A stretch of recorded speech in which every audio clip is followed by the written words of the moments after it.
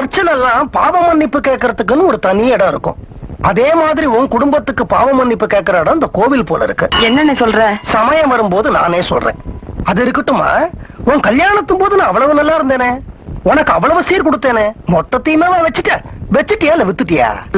முதல்ல நான் வச்சேன்னா அப்புறம் வட்டி அதுவா வித்துக்குச்சு. ஓஹோ, என்ன பண்ண சொல்ற?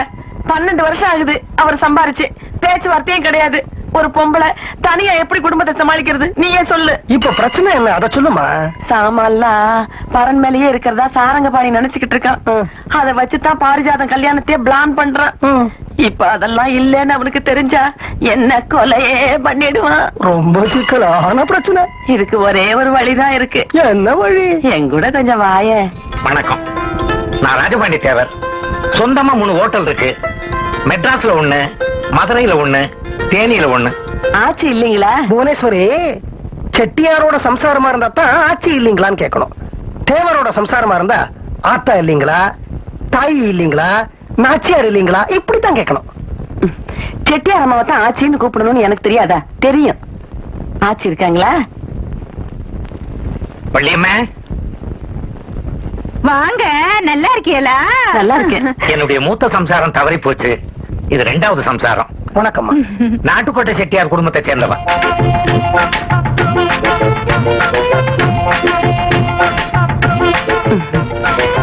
நீலவேணியை கூப்பிடுங்க. நீலவேணி, வணக்கம். நானும் வந்திருக்கேன். வாங்க. இது என் மூத்த சம்சாரத்தோட பொண்ணு. மூத்த சம்சாரமும் கலப்பு திருமணம் தான். ஐயங்கார் ஜாதி. ரொம்ப முற்போக்கு கொள்கைகள் உடையவர் போல இருக்கு. எனக்கும் முற்போக்கு கொள்கைகள் நம்பிக்கை உண்டு. இந்த நாட்டுல ஜாதிகள் அடியோட ஒழியணும்னா அங்கங்க கலப்பு திருமணங்கள் நடக்கணும். 2 மனசு கலந்ததுக்கு அப்புறம் ஜாதி எதுக்கு? நீங்களும் கலப்பு திருமணம் தானா? ஆமா, கலப்பு திருமணம் தான். அண்ணே, ஜாதி கலப்புல புவனேஸ்வரி, கை கலப்பு. ஒரு பெரிய கை கலப்புக்கு அப்புறம் தான் எங்களுக்கு கல்யாணமே நடந்தது. இப்ப ஒண்ணும் உங்களுக்குள்ள கை கலப்பு இல்லையே? கை கலப்பும் இல்ல, கலகலப்பும் இல்ல. நான் அந்த வீட்டுக்கு நீ எதுக்கு கூட்டிட்டு போனேன்? ஒண்ணு இல்லண்ணே, அந்த பொண்ணு நீலவேணிய எனக்கு ரொம்ப பிடிச்சிருக்கு. அவங்க குடும்பத்துக்கும் என்ன ரொம்ப பிடிச்சு போச்சு. அந்த பொண்ணை மட்டும் நம்ம சாரங்கபாணி கல்யாணம் பண்ணி வச்சுட்டோம்னா தேவரையா நமக்கு என்ன வேணாலும் செய்வாரு, எவ்வளவு வேணாலும் சீர் கொடுப்பாரு. உங்க தங்கச்சி கைய கால பிடிச்சாவது நம்ம பொண்ணு அவ மூத்த பையன் சாரங்கபாணிக்கு பேசி முடிச்சாலும் சரி, இல்ல 2வது பையன் பூவழிராஜனுக்கு பேசி முடிச்சாலும் சரி, எப்படியோ 2ல 1 பேசி முடிக்கணும். வேற இடம் பார்க்கக்கூடிய நிலைமையில இப்ப நாம இல்ல. அப்புறம் காலம் பூரா நம்ம பொண்ணு கன்னியாவே இருக்க வேண்டியதுதான்.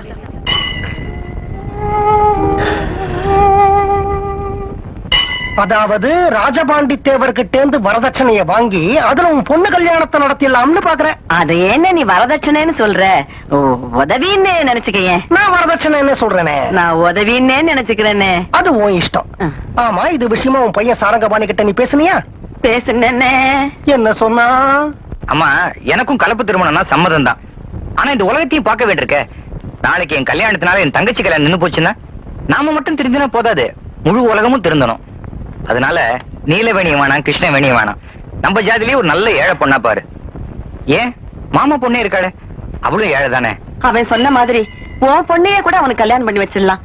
ஆனா பணம் கொடுத்து உதவி பண்ற நிலைமையில நீ இல்லையே என்ன. அப்புறம் பாரிஜாதம் கல்யாணம் எப்படி நடக்கும்? அதனால இந்த கல்யாணத்தை நீ எப்படியாவது முடிச்சிடு.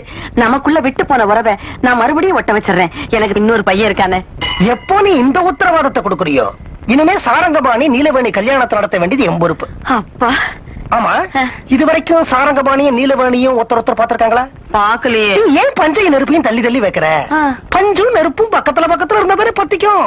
நீ என்ன செய்யற? வர ஞாயிற்றுக்கிழமை உன் வீட்டுல இருக்கிற எல்லாரையும் வெளியில அனுப்புற. சரி, சாரங்கபாணி மட்டும் வீட்டுல தனியா இருக்கான்.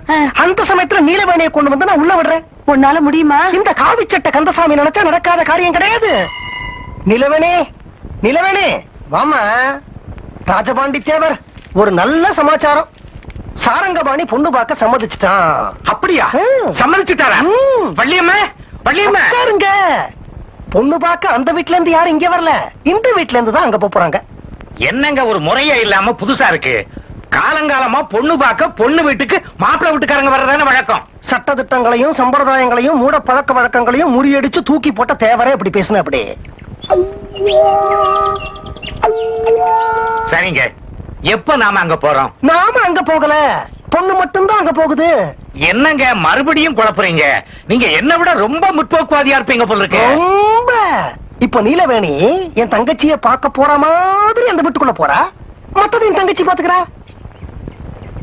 ஐய, இப்ப என்ன யோசனை? பொண்ணுக்கு நீங்க யாரு? அப்பா. நான் பெரியப்பா. இந்த பாருங்க, இந்த கல்யாணத்தை நடத்த வேண்டியது என்னுடைய பொறுப்பு. எப்போ இவ்வளவு பெரிய வார்த்தையை சொல்லிட்டீங்களோ உங்க இஷ்டம் போல செய்ய. ஏமா இருக்கிற, உள்ள போய் ட்ரெஸ் சேஞ்ச் பண்ணிட்டு வா.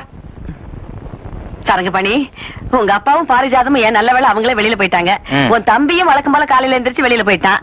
நீ கொஞ்சம் வீட்டை பாத்துக்க, நான் மிஷின்ல போய் மாவு அரைச்சுக்கிட்டு 10 நிமிஷத்துல வந்துடுறேன். நீ இருமா, நான் போயிட்டு வரேன். ஐய, நான் இருந்து என்னடா பிரயோஜனம்? நீ தாண்டா வீட்டுல இருக்கணும். என்ன சொல்ற? இல்லப்பா, இன்னைக்கு ஞாயிற்றுக்கிழமையாச்சா, இன்னைக்கு ஒரு நாள் தான் நீயே ரெஸ்ட் எடுத்துக்க முடியும். அதனாலதான் சொல்றேன், நீ இங்க இரு, நான் போயிட்டு வர்றேன். பக்கத்துல இருக்கிற மிஷினுக்கு போயிட்டு வர எவ்வளவு நேரம் ஆக போகுது? நீ இரு, நான் போயிட்டு வரேன். இல்லப்பா, நான் போறேன்ப்பா. நான் போயிட்டு வரேன். நான் போறேன்ப்பா. நான் போயிட்டு வரேன். நான் தாண்டா போகணும். சரி, நீயே போயிட்டு வாயேன். சாரங்கபாணி, போயிட்டு வர்றேன். போயிட்டு வாமா. போயிட்டு வர்றேன். போயிட்டு வாமா. போயிட்டு வர்றேன்டா கண்ணா. நீ கூட, நான் போயிட்டு வரேன். ஐயோ, நான் தாண்டா போகணும். மிஷினுக்கு போறது 5 ஆண்டு திட்டமாக்கிட்டாங்களே. வாமா, வா, சாமி கும்பிட்டுக்க. இந்த பாரு, அதுதான் வீடு. நேரம் உள்ள போ. சாரங்கபாணி இருப்பான், அவன் ஒன்ன பொண்ணு பாப்பான். ஐயோ, தனியாவா? நீங்க வரலீங்களா? அவன் என்னையா பொண்ணு பார்க்க போறான்? உன்னத்தனமா பொண்ணு பார்க்க போறான். நாங்க வரக்கூடாதுமா. அவங்க குடும்பத்துக்கு எங்க குடும்பத்துக்கு சண்டை. அவங்க அம்மா இருப்பாங்க, அவங்க பாத்துப்பாங்க. போமா, போ போ போ. அடடே, என்ன நட பார்த்து தோத்துது.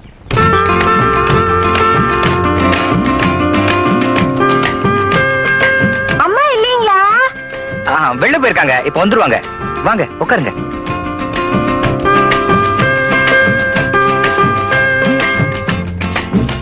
உங்க பேரு? என் பேரு நீலவேணி. நீலவேணியா? அப்போ உங்க அப்பா பேரு? ராசபாண்டி தேவரு. அப்போ உங்க அம்மா? பெத்த அம்மா திரிபுர சுந்தரி, வளர்த்த அம்மா வள்ளியம்மா ஆச்சி.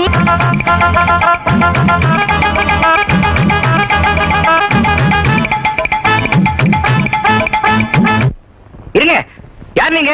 எங்க வீட்டு ரூம்ல இருந்து ஓடி வரீங்க? உன்னோட வந்தவங்களா? நாங்கெல்லாம் காதல் தேவதைங்க. யாராவது 2 பேர் காதலிக்க ஆரம்பிச்சுட்டா நாங்க உடனே வந்துருவோம். வழக்கமா 20-30 பேர் வருவாங்க. உங்க மூஞ்சிக்கு நாங்க 4 பேர் போதும். நம்ம மூச்சுக்கு 4 பேர் போதுமா? சார்,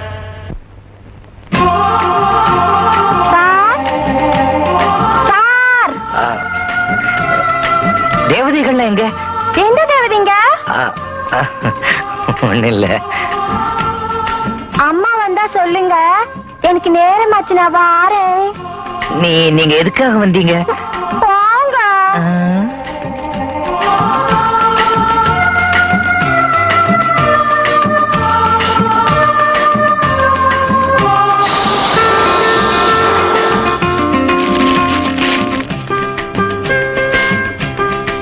சாரங்கபாணி, என்ன இதெல்லாம்?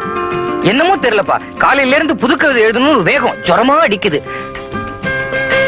உனக்கேம்பா இந்த விபரீத ஆசையெல்லாம்? வீட்டுல ஒருத்தன் பைத்தியானது போறவ? ஏன் நான் மட்டும் பைத்தியமா கூடாதா? இது நான் மட்டும் புதுக்கவிதை எழுதக்கூடாதா? இல்ல எனக்கு எழுத வராதா? வந்துருச்சு, ஒரு நிமிஷம். கூரை ஏறி கோழி பிடிக்க முடியாதவன் என்று அவனை ஊர் நினைத்தது. ஆனால் வானமேறி வைகுண்டம் போக ஆசைப்பட்டான், வண்டி கிடைக்கவில்லை. இது எப்படி இருக்கு? சாரங்கபாணி, என்னாச்சு உனக்கு? ஏன் தாறுமாறா பேசுற? தாறுமாறாக பேசுவதும், கண்ணா பின்னாவென பெனாத்துவதும், எக்கச்சக்கமாக ஜொல்லு விடுவதும் அவன் தவறு என ஊர் நினைத்தது.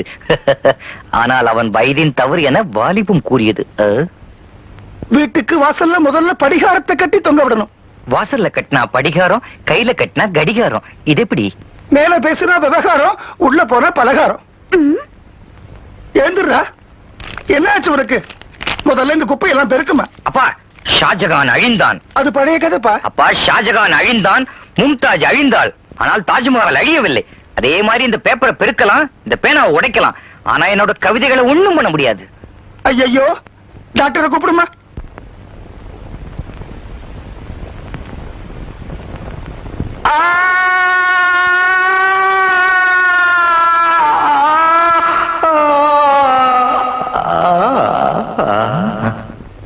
மணி நேரம் நல்லா தூங்கும். தூங்குமா? அவ என்ன ஆடா மாடா தூங்குங்கிறீங்க? மன்னிக்கணும், இதுக்கு முன்னாடி நான் கால்நடை மருத்துவரா இருந்தேன். அப்படி சொல்லி சொல்லி பழக்கமாயிடுச்சு. 6 மணி நேரத்துக்கு அப்புறம் ஒருவேளை எழுந்தா எனக்கு போன் பண்ணுங்க. ஒருவேளை எழுந்தாவா? ஒருவேளை எழுந்திருக்கலன்னா உறவுக்காரங்களுக்கு சொல்லி அனுப்புங்க. அம்மா, ஆ? அம்மா. ஆ?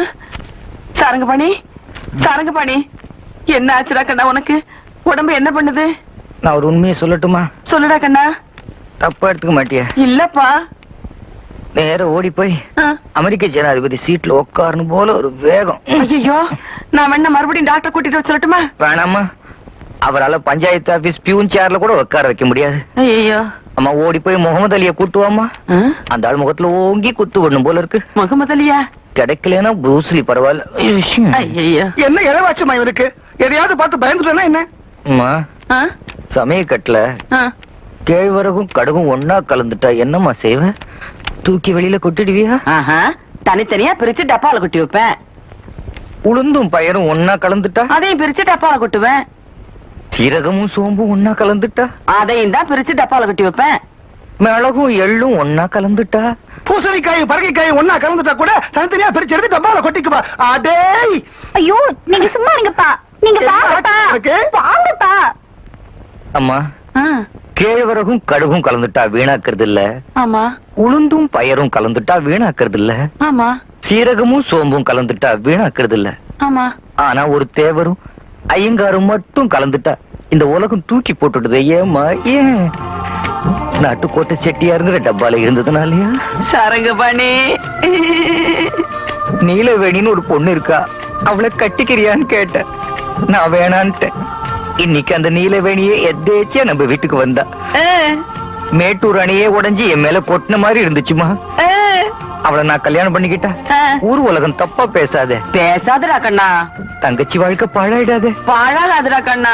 கொள்கை கொள்கைன்னு பேசினான். ஆ, கடைசியில ஒரு புடவைய பார்த்த உடனே கொள்கையை காத்துல பறக்க விட்டுட்டான்னு 4 பேர் கேவலமா பேச மாட்டாங்களே. பேச மாட்டாங்கடா கண்ணா. அப்ப எனக்கு ஒரு சத்தியம் பண்ணி கொடுமா. என்னடா கண்ணா, அவளை உனக்கு நான் கல்யாணம் பண்ணி கொடுக்கணும், அவ்வளவுதானே? இல்லம்மா, ஆ, அவளுக்காக நான் இவள அலைஞ்சேங்கிற விஷயத்த வெளியில சொல்லிடாத. ஆ, ஆ.